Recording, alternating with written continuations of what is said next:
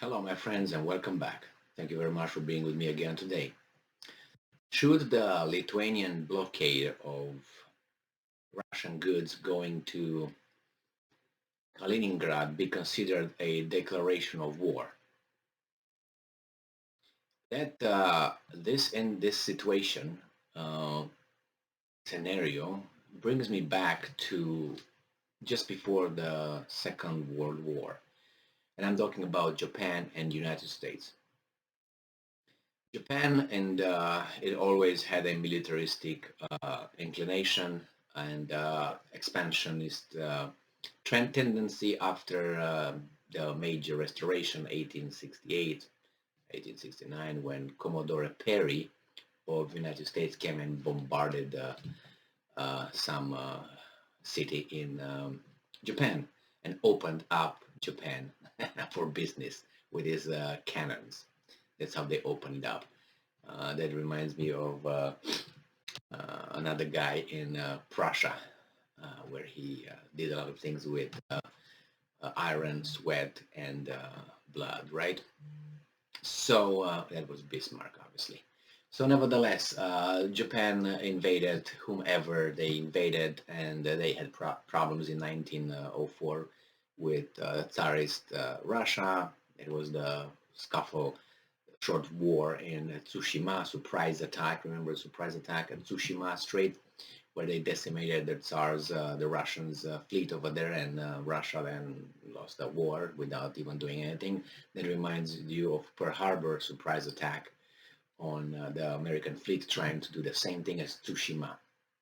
Nevertheless, they invaded um, China, and then that area they created a new state, Manchukuo, in Manchuria, in China at that time, and so on. So it's a lot of history. So I'm not trying to portray Japan in those times as being, the nicest guys in the area. So nevertheless, they were expanding. Their economy was booming. They had they were developing great, and they needed resources because Japan is a very poor country in terms of natural resources. So I just had to turn a little bit of light, too much light in here, which I like light, but nevertheless, too much is not good. Like everything else, too much of everything. So nevertheless, they were expanding. They don't have resources, natural resources. So what they did, they got natural resources from whatever they conquered or whatever they made deals with in East Asia, in Southeast Asia.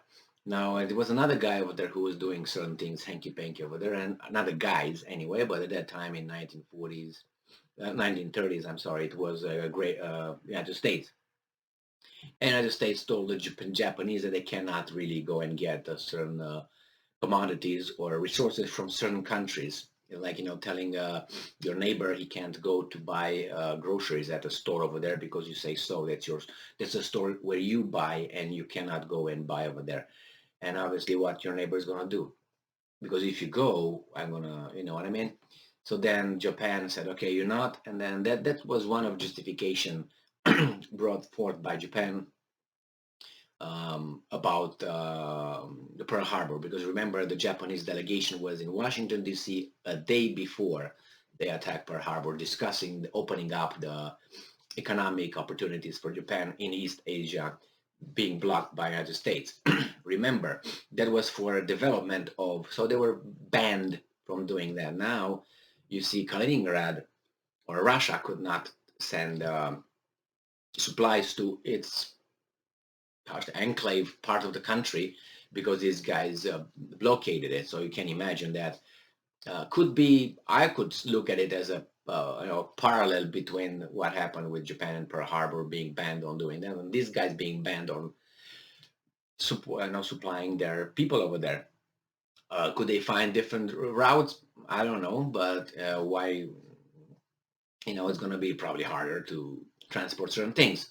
And besides, who cares? I mean, if you look at it, I mean, not who cares. United States, Russia, and then you take Estonia and Lithuania and Latvia. You know what I mean? It's kind of like, yeah, we follow this, but on the other hand, you're just poking at us, so you can hide after behind embargo or the sanctions by European Union, and we just follow what they say. Well, you voted for that too, so it's on you too. So because that's what they say, Lithuanians are saying, well, we just follow what the European Union voted. Well, you voted for that, so it's not European like a different entity. It's you who also agreed, because in order to place sanctions as a European Union, you have to have unanimity.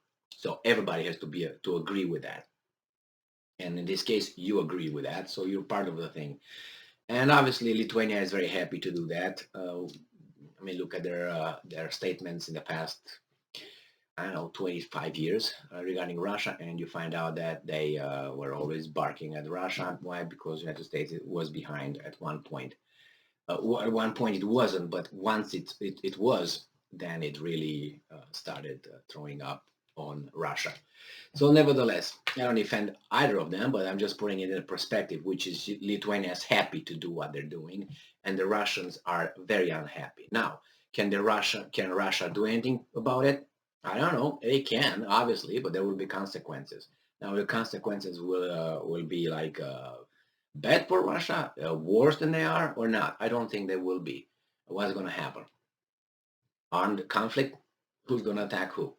This guy's going to say, well, that's our, remember, national interest, and not national interest, but our national security is threatened, so we can use them. You know what I mean?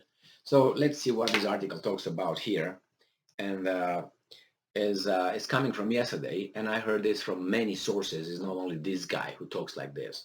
And it's from Ukrainska Pravda, and he said, blockade on Kaliningrad. Lukashenko says Lithuania has declared war on Russia. I read some articles where some Russians are saying the same thing. That is the declaration of war, which is saying the Japanese kind of said before Pearl Harbor. So Alexander Lukashenko, the self-proclaimed president of Belarus, has said at a meeting with the Russian President Vladimir Putin that the blockade on the transit of some goods to Kaliningrad is, and I'm quoting, akin to a declaration of war. And I'm quoting this guy, we are very concerned about the situation and the policy being pursued by our neighbors. You know, in general terms, this is the leadership of Poland and the leadership of Lithuania. Yeah, okay. The policy it aimed at confrontation, and there is enough of that, especially in Ukraine. These days, most of the mercenaries are from Poland. I don't understand why they need this confrontation. Yeah, you do, you just ask it rhetorically.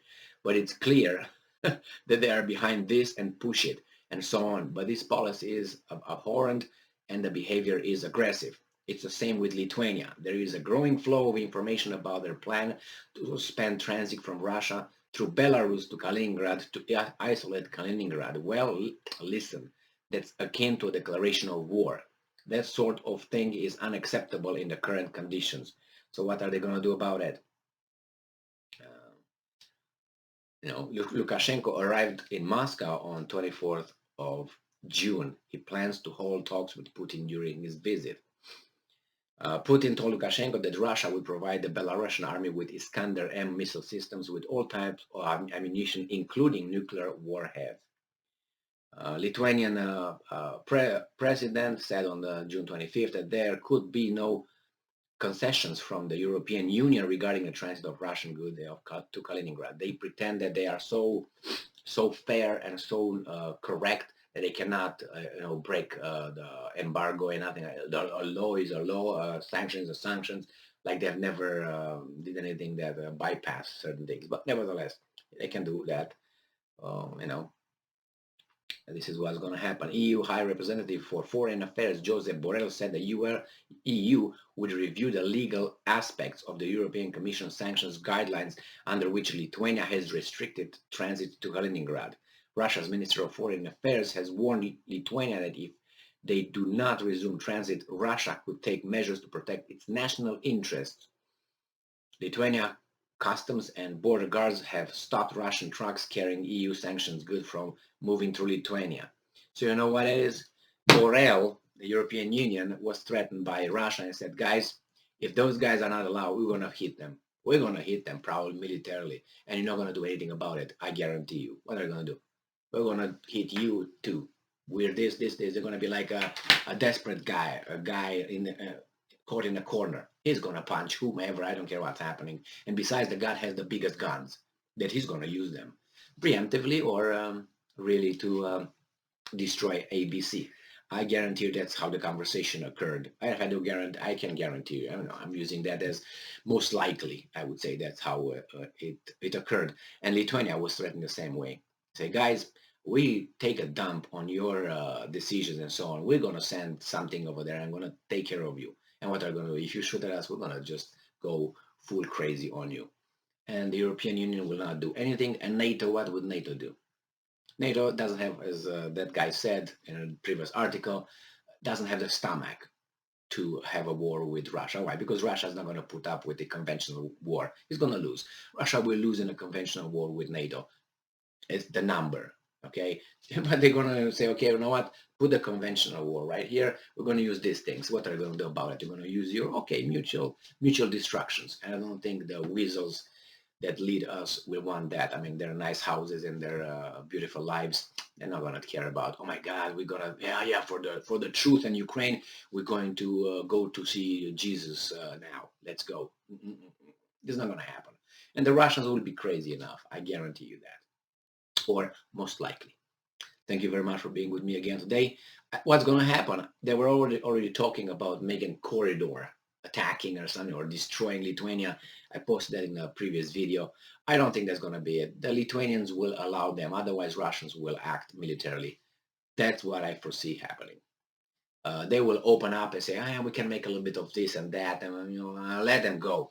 That's what's probably going to happen. This will not stay like this. I don't think the Russians say, okay, we lost here. And that's a reason to just do like this to Lithuania, I guarantee you. So Lithuania is playing, they think, hey, America, and America says, not home.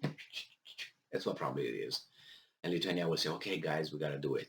Thank you very much for being with me again today. Stay strong, stay smart, look for the truth, and be just.